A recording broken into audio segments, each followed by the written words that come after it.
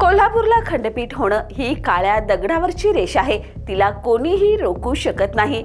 सर्वोच्च न्यायालयाचे माजी सरन्यायाधीश भूषण गवई यांच्या या एका विधानाने कोल्हापूरच्या दशकापासूनच्या लढ्याला जणू नवीन दिशा मिळाली. कारण प्रश्न आता केवळ सर्किट बेंचचा राहिलेला नाही. प्रश्न आहे, कोल्हापूर पूर्णवेळ न्यायाचं स्वतंत्र केंद्र कधी बनणार? सर्किट बेंचला 1 वर्ष पूर्ण झाल्यानंतर झालेल्या कार्यक्रमात मुंबई उच्च न्यायालयाचे प्रभारी मुख्य न्यायमूर्ती रवींद्र घुगे यांनी केलेल्या घोषणेमुळे या प्रश्नाला आता ठोस उत्तरांची चाहूल लागली आहे.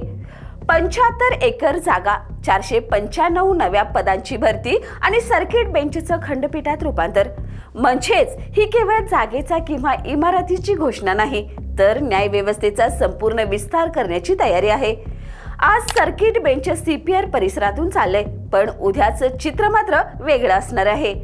शेंडा पार्क परिसरात विस्तीर्ण जागेवर न्यायमूर्तींची निवासस्थाने, प्रशासकीय व्यवस्था, कार्यालय आणि आवश्यक पायाभूत सुविधांसह स्वतंत्र न्याय संकुल उभं करण्याची दिशा स्पष्ट होत आहे. 2026 मधील वृत्तानुसार प्रस्तावित परिसर सुमारे 82 एकरापर्यंत असल्याचंही समोर आलंय.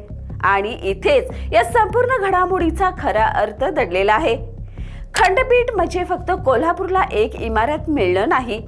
कोल्हापूरसह सांगली, सातारा, रत्नागिरी, सिंधुदुर्ग आणि सोलापूर या भागातील पक्षकारांना मुंबईच्या हेलपाट्यापासून मोठा दिलासा मिळू शकतो.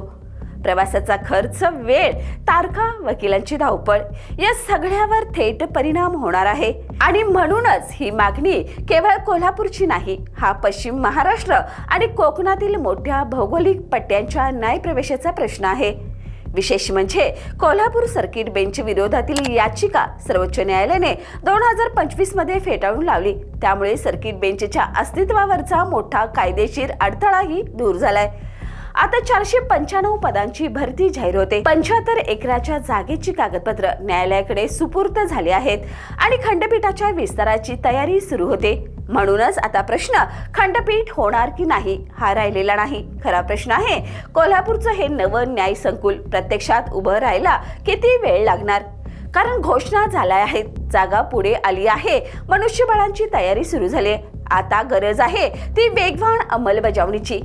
42 वर्षाच्या संघर्षानंतर सर्किट बेंच मिळालं आणि आता कोल्हापूरकरांची अपेक्षा एकच, न्याय मुंबईत नाही, न्याय आमच्या दारात. आणि जर हे खंडपीठ प्रत्यक्षात आकाराला आलं तर हा केवळ कोल्हापूरच्या न्यायव्यवस्थेचा विस्तार नसेल, तर पश्चिम महाराष्ट्राच्या न्यायप्रवेशाच्या इतिहासातील एक नवा अध्याय असेल. या आणि अशाच ताज्या अपडेटसाठी पाहत रहा तारा न्यूज.